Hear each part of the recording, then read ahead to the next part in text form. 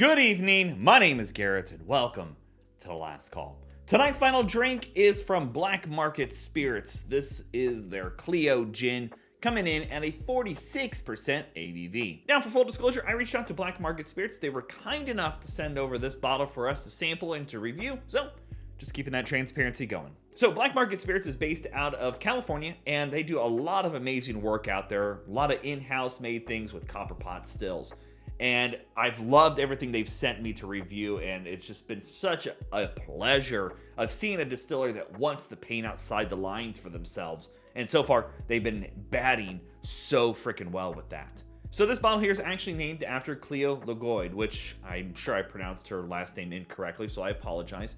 But she was known as the Bahama Queen, and she did a lot of smuggling and bootlegging to bring spirits during Prohibition to the United States, and she was dedicated to doing that. So, what better person to name a spirit after than that is so dedicated to helping us with our glasses being full during that time period in our history. But I am really interested in getting into their gin because at the core of my heart, gin was my first spirit that I really enjoyed. Not only just sipping neat, but in mixers, and I love botanicals. And I cannot wait to see what they're doing here with their gin because, again, everything else I've had for them has been so phenomenal. So let's get into things. As always, we're going to be trying it two different ways. First way, neat, no ice, no water. Second way, we'll add just a drop of water, see if anything changes up. And as always, make sure you like the video, subscribe to the channel, hang around for a bit. If you're interested in some of the other bottles that Black Market Spirit is releasing, or just want to try to find them in your area, a link to their website will be down in the description area below, so you can go check that out. Along with video links to the other bottles I've reviewed so far, those will be linked up above and down below as well. Because again, I've had the pleasure of reviewing just about, I think, everything they've done so far. But I love their unique bottles too. Going a little different with the coating on there. We've got the sticker on the top here to kind of showcase Cleo.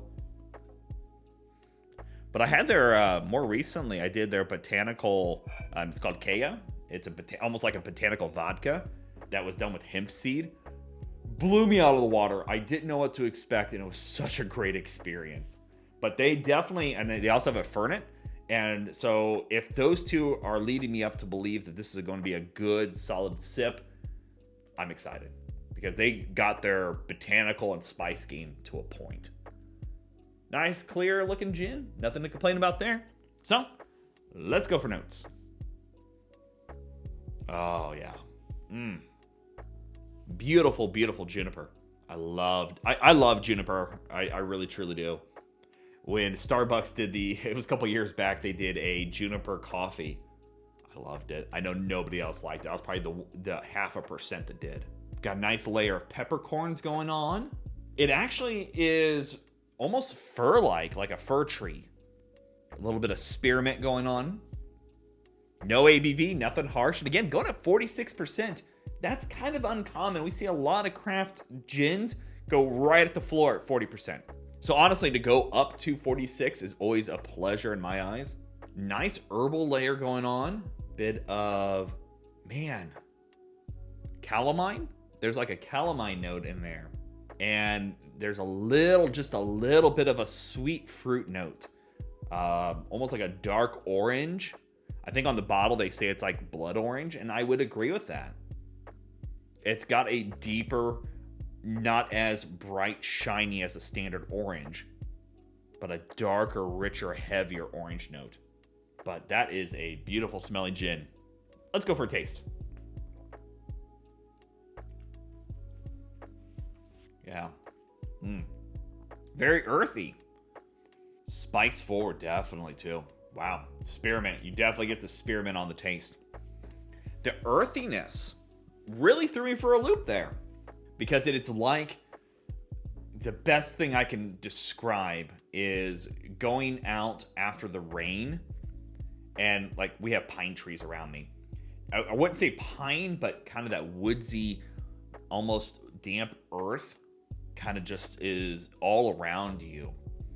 Bit of herbs, spices, definitely you get that. Again, you get the spearmint, you get a bit of pepperiness on there. it's not super citrus. This is very, very subtle in that note, which kind of surprised me too. It doesn't drink warm. Wow, for 46% on a gin, they know how to distill things. The cuts on that are beautifully done. Because sometimes, and that's why you see a lot of gin being 40% or like 41, 42s, because once you start getting up too high in the proof numbers, gin can get very bitey. But they found that perfect cut point on the distillation. I love that earthiness in there. That earthy, sweet, and grassy note with that bit of juniper going on, the fir tree notes in there, the spearmint's in there, that calamine sweetness is in there. That is just a good, solid gin. I can't complain 1 minute on that bottle. That is tasty. All right, let's add a little drop of water, see what changes up. Now, under most circumstances, the reason we add water to here is for two reasons. A, it might make it a little bit more friendly if you're getting into gin. B, it might help you find additional notes in the neat version. And I guess another way would be saying how well it might hold up in a cocktail. We're looking at the 46% versus 40. We're keeping at the higher proof, so when you make this into a cocktail, you're holding on to a little bit more alcohol versus a lot of your other gins out there. All right, let's go for notes on the water version. Ooh, the citrus. That citrus popped up. Oh, that's got earthiness to it. Oh, that is two different gins almost. This is bright and lively, and you get almost lemon and orange going on in here now. That's more like a classic gin that I'm remembering. Most American gins, I should say. This, it's got a little bit darker, heavier notes to it. I guess the best way, this is, you're at the bar, this is the person up having a good time, this is the person sitting in the corner observing everybody. A little bit more laid back and visibly watching everybody, seeing what their next move should be. And this person's just out here having a good time. I like that. But I love that. It's like two different gins. I love it. The pepperiness is still showing up. But the big thing different here is that citrus pop. Again, I'm getting a bit of lemon and a brighter orange in here.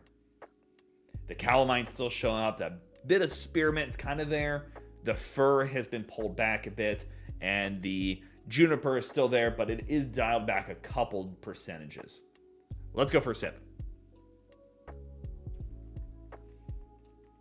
Still keeps a lot of the similar notes. Speed runs things, which I kind of expected when it comes to the flavors. But you still get the fir, you still get a bit of juniper, the earthiness is still showing up there. The citrus notes that the nose was coming across are not necessarily coming across in the taste. It's very subtle in that. But the flavor profile is more classic, but it's got those earthy undertones in there still. I kind of like that too.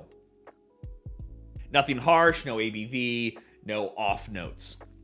Let's go back to the neat version here. The mouthfeel difference. This, it has almost a silky quality to the taste. This drink's very simple and it reminds me of a lot of gins. This has that, I'm not going to use the word thick, but it's just got a more silky texture to sipping this version. Those oils and everything that's going on in this one is very held together. It's held together very well.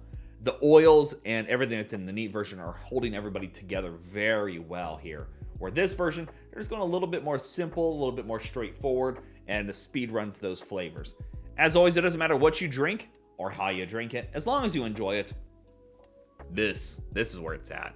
This isn't bad, and it should hold up pretty decently in a cocktail. But this, if you're looking for a sipping gin, perfect. I like it. All right, let's talk about market price. If I can get the cap back on. There we go. Whew, that was a tight fit. So, let's talk about market price. Because we all know market price is market price, and it's always going to vary. So, looking around, it's priced right in that low 30s. I think on their website, they have it priced at like $31, $32. I don't think that's a bad price at all. When it comes to craft gin, Gin is a labor of love to find those right botanicals and herbals and citrus notes. I think it's worth every penny any day. I think it's a great bottle. It's a good, different walk of the path of gin. It's not as juniper forward as some gins are. It's not as citrus forward either. And that earthiness that's going on in this one, mixed in there with that bit of spearmint and that blood orange, dark orange taste I was getting, is phenomenal. This could be easily elevated inside of a cocktail. You could have a lot of fun with this one. We might do some cocktails if I get some time, because I feel like we could have some fun with it. It's that kind of great profile that really showcases not all gin is equal, and it's a good example of that. And again, if you're interested in picking yourself up a bottle, finding one, or just learning more about the brand, a link will be down in the description area below to Black Market Spirits, so go show them some love. And there you have it, folks. Black Market Spirits Cleo Gin. If you have any questions about the bottle itself, let me know down in the comment section below. I will do my best to answer it. And if you have any specific spirit I should go looking for, also let me know down below. Love doing these reviews and sharing with you the experience at home. And as always, may your last drink of the night be the best one.